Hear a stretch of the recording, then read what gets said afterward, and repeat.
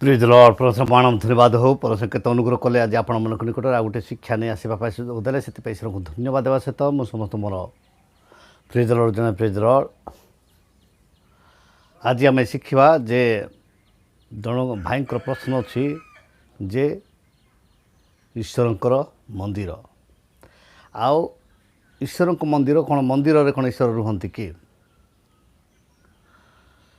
मंदिर ईश्वर रुहंती ନାହିଁ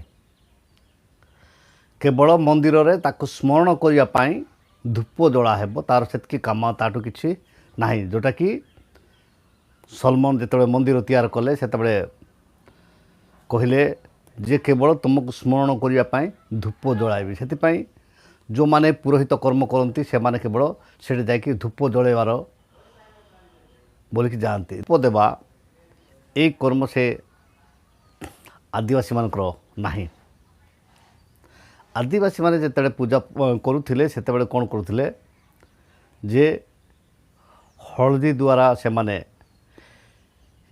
जे पूजा करिया स्थान रे ये करुथिले किंतु सेठी सिंदूर लागु नथिला एबे जोटा जो सिंदूर जोटा दिया होची सेटा आदिवासी मन प्रथा नुहे आउ एबे जोटा जो धूप जला दिया होची से धूप काटी को कहीं तैयार हो आज पर्यटन आदिवासी मैंने जानती ना आदिवासी मानकर जदि बाइबल सहित जदि देखा जाए ताहले से माने निजे माने कुकुड़ा पालन करुले छेली पालन करुले घुसुरी पालन करुले आते जोटा माने से पुरोहित कहब से अनुसार तांके से जिनस को देखी माने भूत मान को आराधना करुले किंतु जितेबाला जानले जे यहीटा आम भूत मान को आराधना करुँ सत्य परमेश्वर को नुहे बोली जितेबाला जानिले तापर से कौन कले जे सेटा को छाड़िकी आ सत्य परमेश्वर अन्वेषण करी से पथर जावाई निजक प्रस्तुत करुँच किंतु मत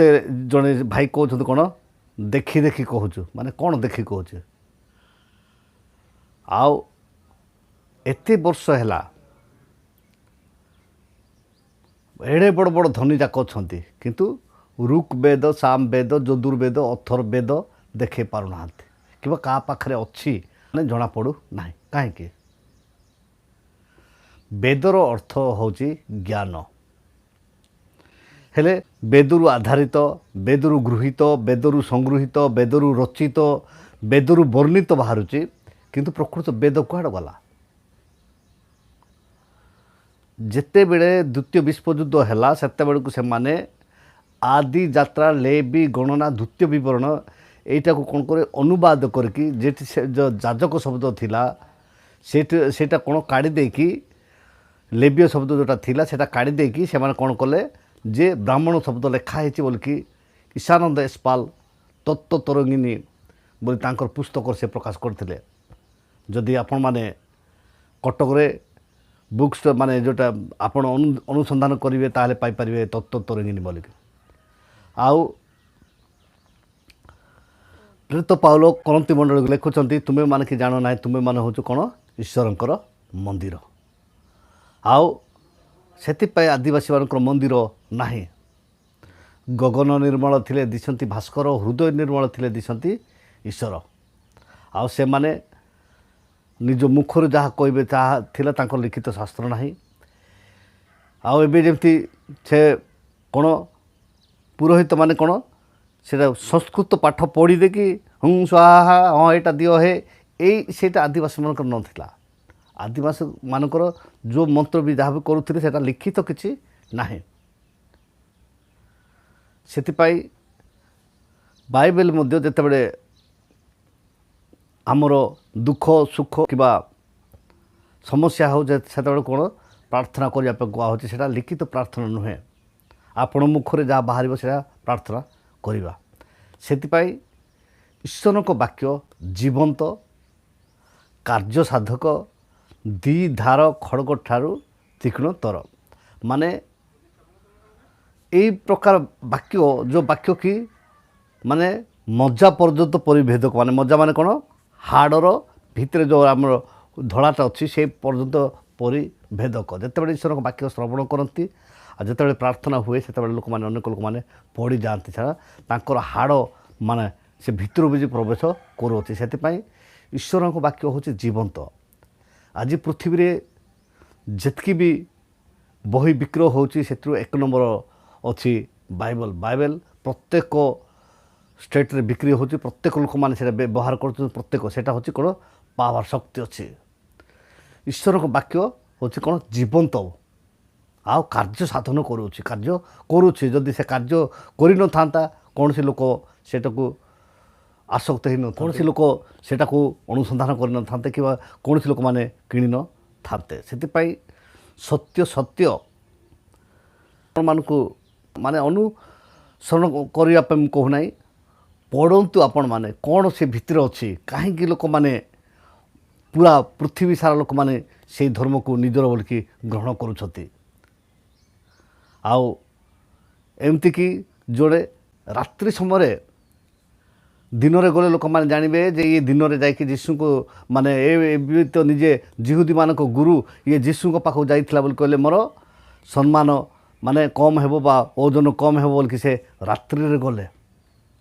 ଯେତେବେଳେ ଯୀଶୁଙ୍କ ବିଷୟ ସେମାନେ ଲୋକମାନେ ଡିସ୍କସନ୍ କରୁଛନ୍ତି ସେତେବେଳେ କହୁଛନ୍ତି ଆମେ ଜଣଙ୍କ ବିଷୟ ନ ଜାଣି ନ ଶୁଣି ତାହାଙ୍କ ବିରୁଦ୍ଧରେ କହିବା କ'ଣ ଏଇଟା ଆମର କେଉଁ ଶାସ୍ତ୍ର ଲେଖା ହେଇଛି ବୋଲିକି ସେ ତାଙ୍କର ଗ୍ରୁପ୍ରେ ଡିସ୍କସନ୍ କରିବା ସମୟରେ ସେମାନଙ୍କୁ କହିଲେ। ଏବଂ ଯେତେବେଳେ ଯୀଶୁ ଖ୍ରୀଷ୍ଟକୁ ମାରି ଦିଆଗଲା ସେତେବେଳକୁ ସେ ସମାଧି କରିବା ପାଇଁ ତାକୁ ମାନେ ତା'ର ଲାଶ ମାଗିଲେ। ଏଇଟା କୁହାଯାଏ କ'ଣ ଗୁପ୍ତ ଶିଷ୍ୟ। ଏମିତି କି ଅନେକ ଲୋକମାନେ ଗୁପ୍ତ ଶିଷ୍ୟ ଅଛନ୍ତି, ଅନେକ ଲୋକମାନେ ଗୁପ୍ତ ଶିଷ୍ୟ ଅଛନ୍ତି, ଈଶ୍ୱରଙ୍କୁ ବିଶ୍ୱାସ କରନ୍ତି, ଯୀଶୁଙ୍କୁ ବିଶ୍ୱାସ କରନ୍ତି। ଆଉ ଯୀଶୁଙ୍କୁ ମାନେ ସେମାନେ ହୃଦୟ ମନ ଦେଇକି ସବୁ ବିଶ୍ୱାସ କରି ଚାଲୁଛନ୍ତି, କିନ୍ତୁ ତାଙ୍କର ଜାତିର ରୀତିନୀତି ପରମ୍ପରା ପାଇଁ ବୋଲିକି ସେମାନେ ଲୁକାୟିତ ଭାବରେ ଅଛନ୍ତି। ମୁଁ ଗତ ଦିନମାନଙ୍କରେ କହିଛି, ଆଜି ବି କହୁଛି ଯେ ଯୀଶୁଙ୍କୁ ଯେତେବେଳେ ତାଙ୍କର ଶିଷ୍ୟମାନେ କହିଲେ ଯେ ଆମକୁ ତୁମେ ପ୍ରାର୍ଥନା ଶିଖାଅ, କେମିତି ପ୍ରାର୍ଥନା କରିବୁ।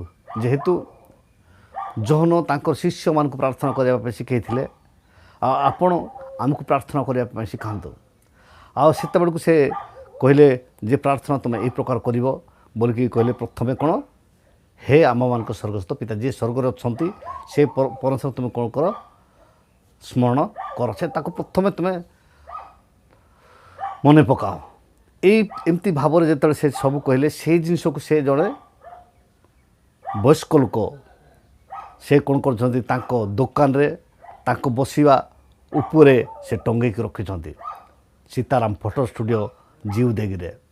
ମୁଁ ସେତେବେଳେ ସେ ବାପାକୁ ପଚାରିଲି ଯେ 2008 ପୂର୍ବରୁ ଆଉ ଏଇଠି ଗୋଟେ ପ୍ରାର୍ଥନା ଟଙ୍ଗା ହେଇକି ଥିଲା, କିନ୍ତୁ 2008 ପରେ ଏଇଟା ଦିଶୁନି।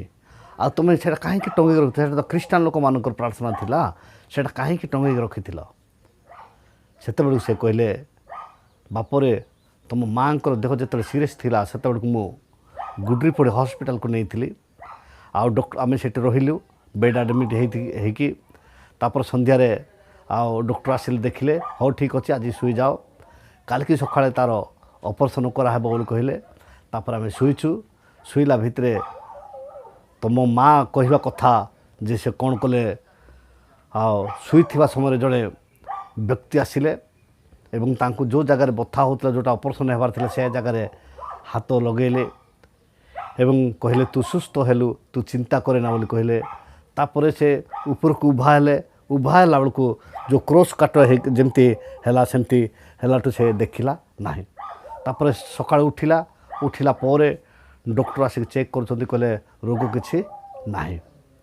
ତାପରେ ଆମେ ସେ ଅପରେସନ୍ ଯେଉଁଟାକି ସର୍ଜରୀ କରିବାର ଥିଲା କଲୁ ନାହିଁ। ସେଇଦିନଠୁ ମୁଁ ଯୀଶୁଙ୍କୁ ବିଶ୍ୱାସ କରେ, କିନ୍ତୁ ଆମର ଲୋକମାନଙ୍କର ବ୍ୟବହାର, ଆମ ଲୋକମାନେ ଆମକୁ ଏକ ଘରିଆ କରିବେ ବୋଲିକି ଆମେ ଡରିକି ଅଛୁ।